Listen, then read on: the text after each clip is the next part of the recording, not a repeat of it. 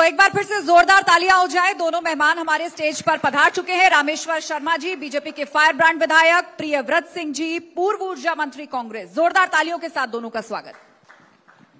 अब मध्य प्रदेश में चुनाव आने जा रहा है। चुनावी मुद्दों की भी चर्चा होगी और चर्चा इस बात की भी होगी कि क्या वाकई जनता से जुड़े मुद्दे चुनाव में हावी रहने वाले हैं या चुनाव के लिए पार्टियां अपने अपने किसी नैरेटिव पर काम कर रही हैं। तो सबसे पहले सवाल रामेश्वर शर्मा जी आपसे। घोषणा पत्र में बातें विकास की होती हैं, जनता से जुड़े बहुत सारे मुद्दों का जिक्र होता है, लेकिन एंड मोमेंट पर सब कुछ छोड़कर कांटा हिंदुत्व पर आकर क्यों अटक जाता है? नहीं, जिस देश का हम विकास कर रहे हैं उस देश की आत्मा ही तो हिंदुत्व है। अगर हम किसी शरीर को कपड़े पहना रहे हैं, नहला धुला रहे हैं, तैयार कर रहे हैं, उसे स्वस्थ रख रहे हैं, उसको दौड़ा रहे हैं, उसकी सारी प्रकार की चिंता कर रहे हैं, तो वैसे ही जिस देश का हम डेवलपमेंट कर रहे हैं, सड़क, बिजली, पानी, स्कूल, कॉलेज, अस्पताल, चिकित्सा सुविधाएं, सारी चीजें दे रहे हैं, वो देश तो हिंदुत्व है। और उस देश, इसलिए अगर देश स्वस्थ रहेगा तो सब ठीक रहेगा। तो पहले जरूरी है हिंदुत्व की बात करने से देश स्वस्थ रहेगा। क्यों? देश का नाम क्या है? समझाइए जरा विस्तार से। मुझे बताइए ना, मेरे देश का नाम क्या है? मेरे देश का नाम है हिंदुस्तान। नो हिंदुस्तान नहीं, हिंदुस्तान, ये देश का नाम है ना।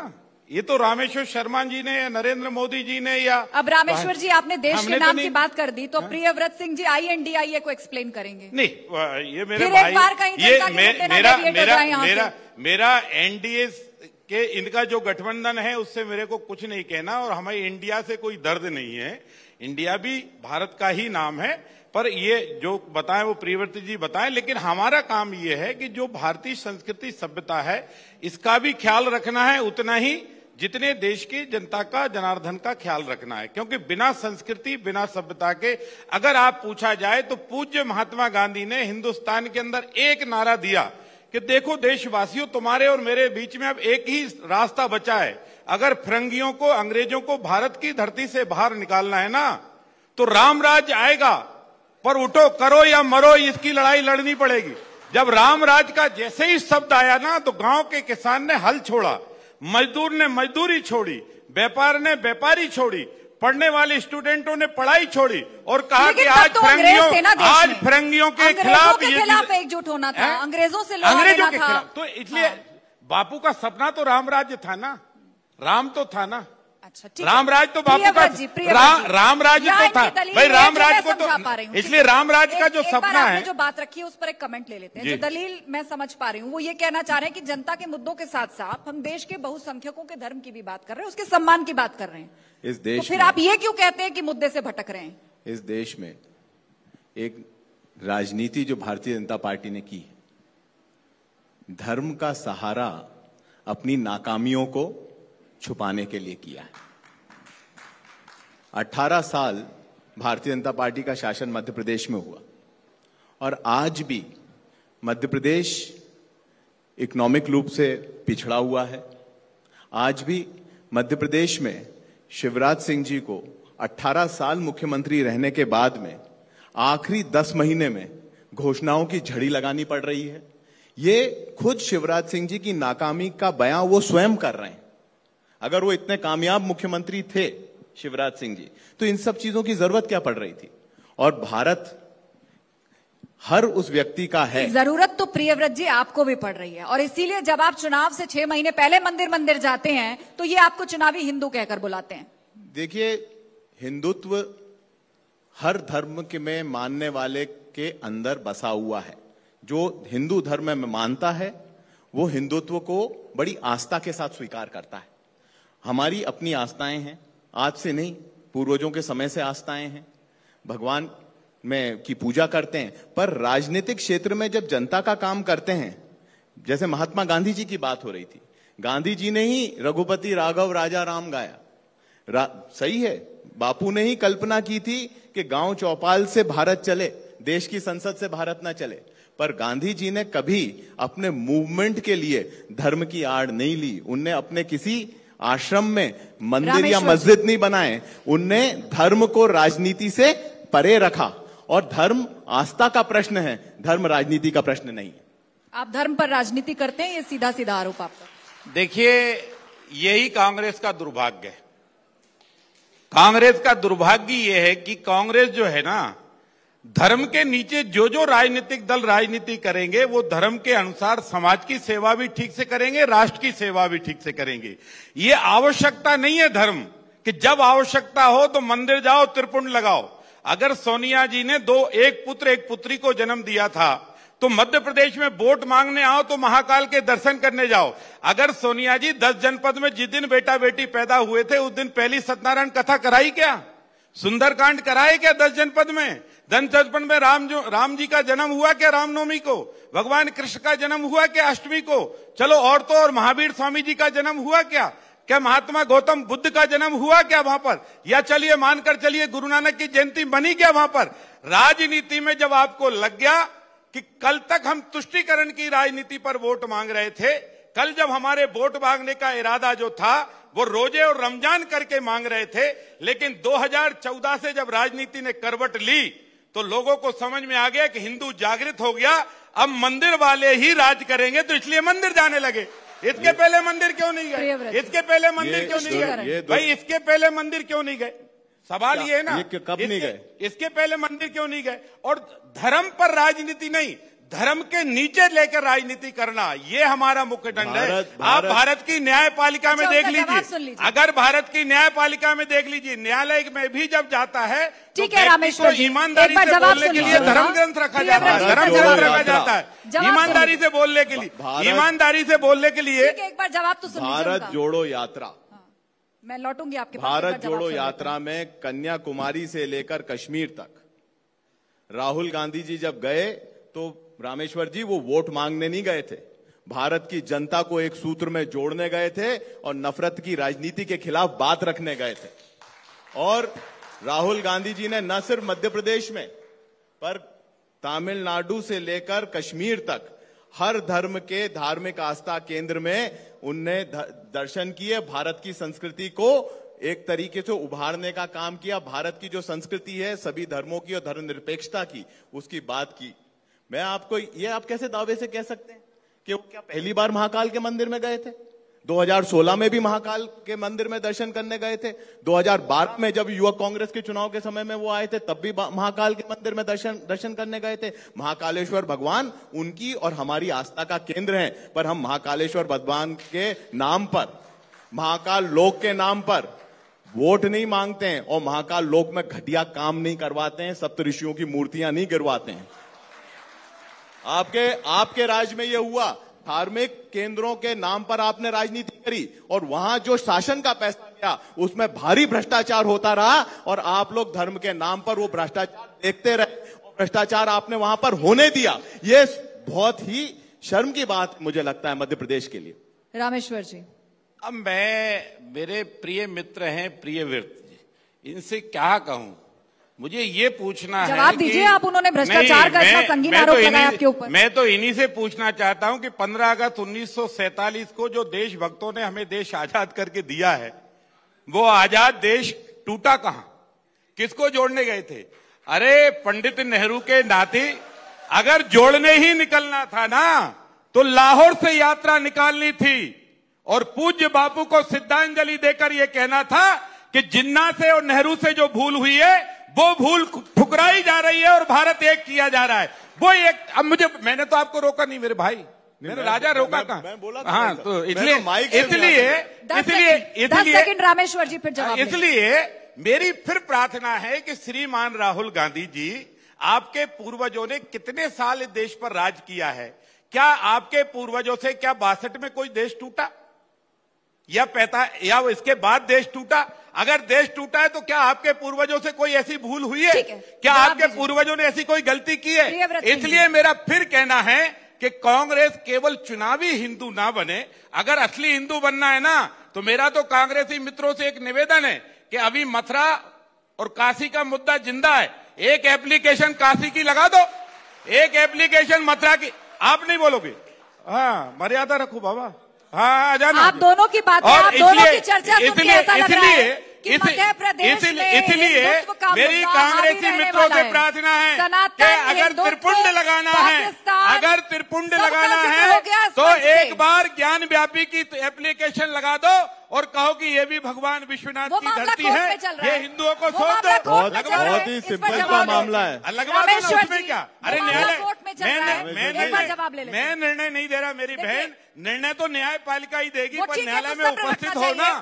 वो सबको हमारी सब्र रखना चाहिए अरे भाई और ये- दूसरे को बोलने का मौका भी अरे देना ये- चाहिए। मैं फिर से आपको समय दे दूंगी ये रामेश्वर लोग- जी, एक बार जवाब सुन बड़े भाई साहब, प्रियव्रत बड़े भाई जी, साहब, जवाब ये दीजिए। लोग राजा लोग हैं। अगर ये लोग- 1900 ये लोग राजा लोग हैं, इनकी जमीन अगर 2-4 फीट पहले छूट गई रामेश्वर जी, होगी एक तो बार इन्हें जवाब अब सुनने एप्लीकेशन दीजिए। लेके वापस ले लिए। जवाब जब तुम सुन अपनी लीजिए जमीन प्रियव्रत वापस जी ले का। सकते हो तो विश्वनाथ की जमीन भी वापस लेके उसमें भी मंदिर बना, उसमें भी बना, उसमें क्या प्रियव्रत परेशानी? जी, मेरा रामेश्वर भाई साहब, बड़े भाई साहब, ये निवेदन है कि 1947 में 15 अगस्त के दिन भारतीय जनसंघ और राष्ट्रीय स्वयंसेवक आप लोग संघ 1947 में कहां पहुंच गए? 2023 में है, चुनाव सर पे है। आप लोग बड़ी बड़ी बातें करते हैं, जनता के मुद्दों का जिक्र करते हैं। ऐसा लग रहा है कि आजादी पर डिबेट चल रही है यहाँ नहीं, पर। आजादी पे इनने शुरू करी, मैंने 1947 का नाम इनने लिया, मैं तो अभी बात कर रहा था। पर भारतीय राष्ट्रीय स्वयंसेवक संघ और भारतीय जनसंघ 1947 में क्या कर रहा था इसके बारे आप में भी आज बताएं। पर बोलिए, चुनाव में और कौन से मुद्दे अभी उठाएंगे, वर्तमान कैसे में, घेरेंगे सरकार को? वर्तमान में एंटी इनकम्बेंसी है कि नहीं है, इस पर एंटी बोलिए। इनकम्बेंसी भारतीय जनता पार्टी के खिलाफ है।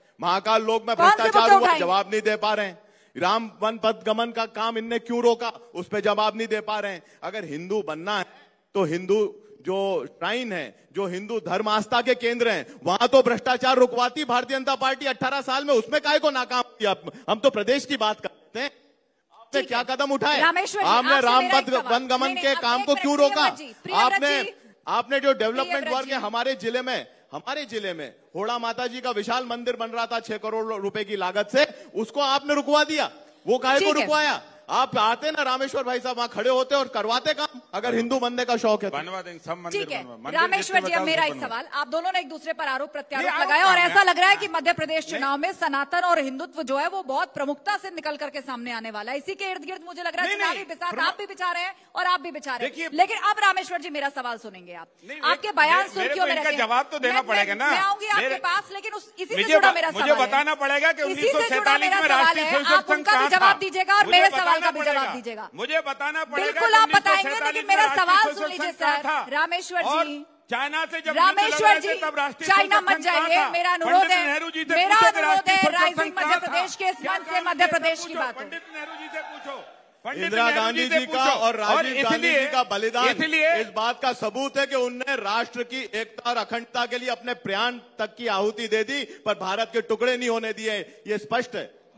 दूसरे एक मेरी सबसे महत्वपूर्ण बात यह है कि कांग्रेस का राज मैंने क्या आप इंडियन हिस्ट्री को चुनावी मुद्दा बनाएंगे? हैं? आप कहाँ की बातें कर रहे हैं? आप मेरे एक सीधे से सवाल का जवाब दीजिए। आपके बयान सुर्खियों में रहते हैं और कई बार आप दूसरे धर्मों को लेकर चेतावनी वाले अंदाज में बयान भी देते हैं। नहीं, चेतावनी अगर नहीं कोई देते। कहीं गलत है तो कानून अपना काम करेगा, कानून निपट लेगा। नहीं, कानून निपट लेगा, लेकिन हिंदुस्तान में बच्चे जो पैदा हो रहे हैं ना, उनके माँ बाप की ड्यूटी है कि उन्हें बताना है कि यह देश हिंदुस्तान है। हिंदुस्तान में पैदा होकर पाकिस्तान जिंदाबाद के नारे नहीं लगा सकते। कौन ये लगा रहा है? ध्यान रखिए, नहीं कौन लगा लगा रहा है सकते। ऐसे नारे? नहीं आप लगा कांग्रेस सकते। पार्टी पर आरोप लगा रहे हैं। इससे वोट मिले या वोट कटे, वोट मिले या वोट कटे, पाकिस्तान जिंदाबाद नारे लगाओगे तो कुचल दिए जाओगे। मैं आज भी बोल रहा हूं, आज भी बोल रहा हूं। इसमें क्या बुरी बात?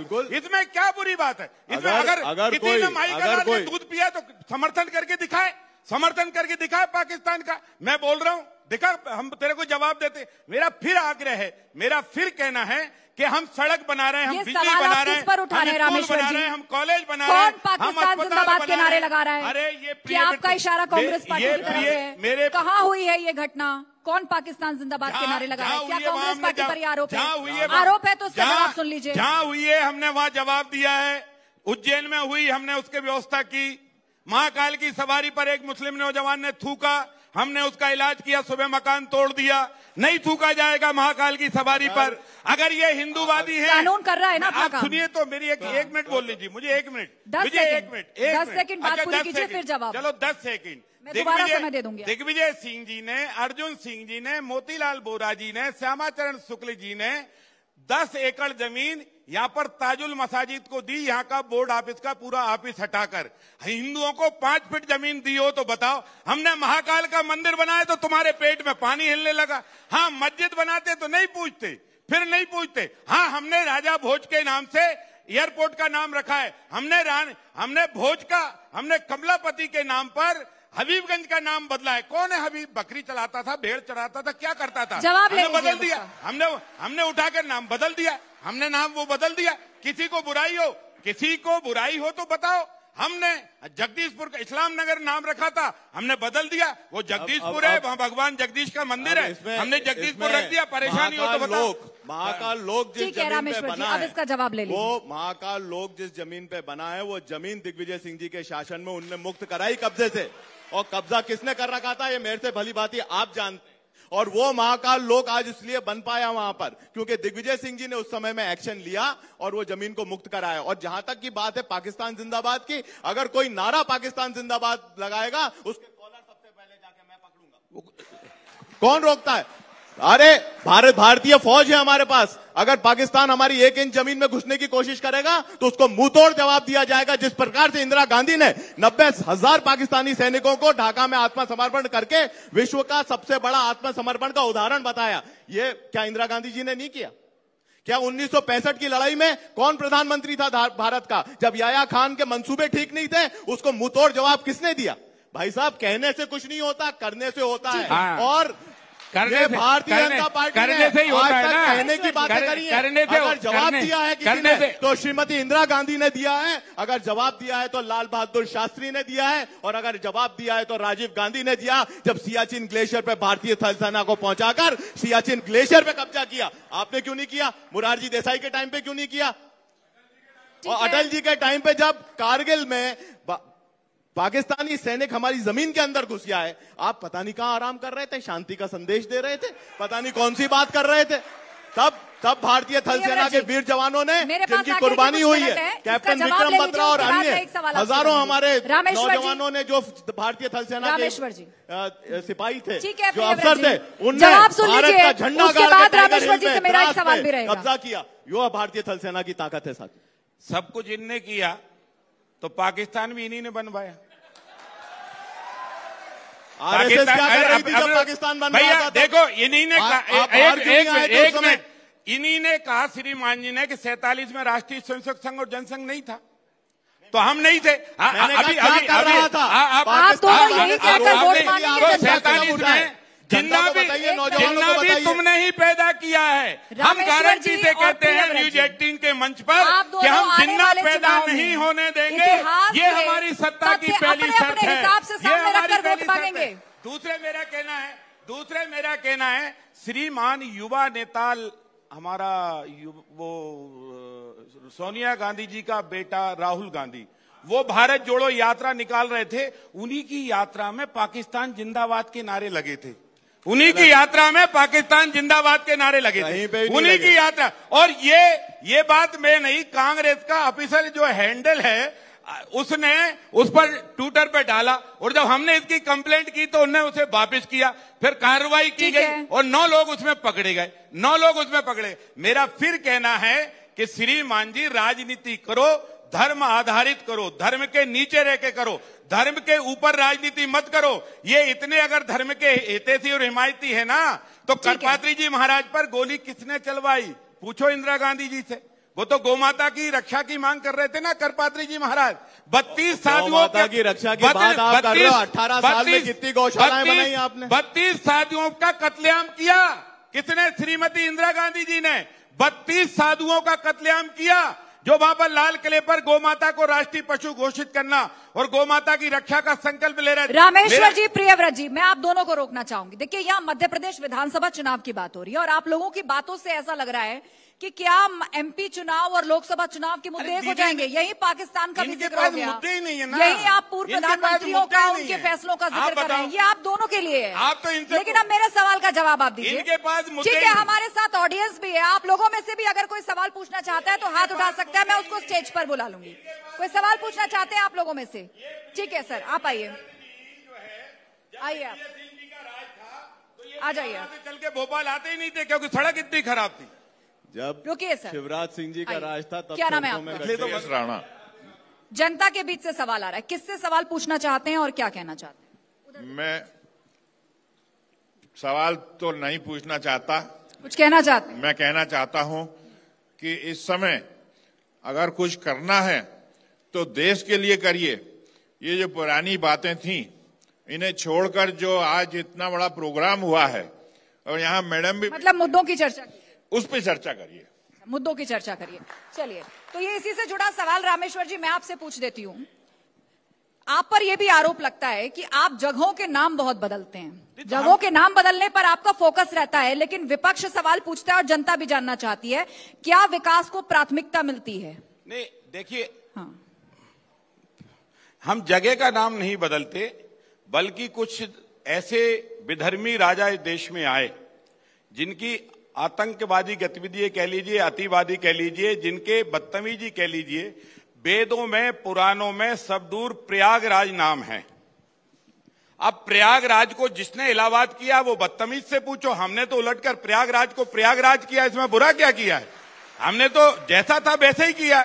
हमने जैसे यहाँ भोपाल में जगदीशपुर जिसका नाम था, जिसने विकास हुआ उन सभी जगहों नगर का। किया, इस्लाम नगर किया, विकास हुआ उन सभी जगहों उससे का। पूछो, उससे पूछो, किससे पूछें? उससे जवाब पूछो। तो आप हमने तो देंगे, उसका नाम आप सरकार जगदीशपुर चला किया। रहे हैं, हमने आपको तो बताना उससे चाहिए। जिस मुसलमान राजा ने हमारे राम कृष्ण के, महावीर के, गौतम बुद्ध के, गुरु नानक के नामों से जो शहर थे, जिनने नाम बदले हैं, उन बेईमान राजाओं से, मुगल आक्रांताओं से पूछो। एक और हमसे शख्स से पूछने बार-बार की हाथ उठा जरूरत रहे हैं, नहीं है। उनका भी सवाल हम ले तो लेते हैं। ऐसे हर नाम बदलेंगे एक और जो शख्स है। हिंदुस्तान के कैमरे खिलाफ की है, तरफ जो देखिए, धर्म क्या के नाम? खिलाफ है, सब नाम बदले। मेरा नाम राहुल सिंह राठौर है। क्या सवाल पूछना चाहते हैं? मेरा सवाल है रामेश्वर शर्मा जी से, यहाँ बैठ के देश भर की बातें कर रहे हैं, ये बताएं कि मध्य प्रदेश में भारतीय जनता पार्टी का विदाई समारोह चल रहा है और मध्य प्रदेश में इनने 20 साल में कोई विकास नहीं करा, उसका एक विकास गिना दे। दूसरी बात, महाकाल लोक के 300 करोड़ कमलनाथ जी ने दिए तो महाकालेश्वर बना, और इनका मध्य प्रदेश का अगला मुख्यमंत्री कौन होगा? क्योंकि अमित शाह चलिए, सवालों की झड़ी लगा दी इन्होंने, सवालों की झड़ी लगा दी।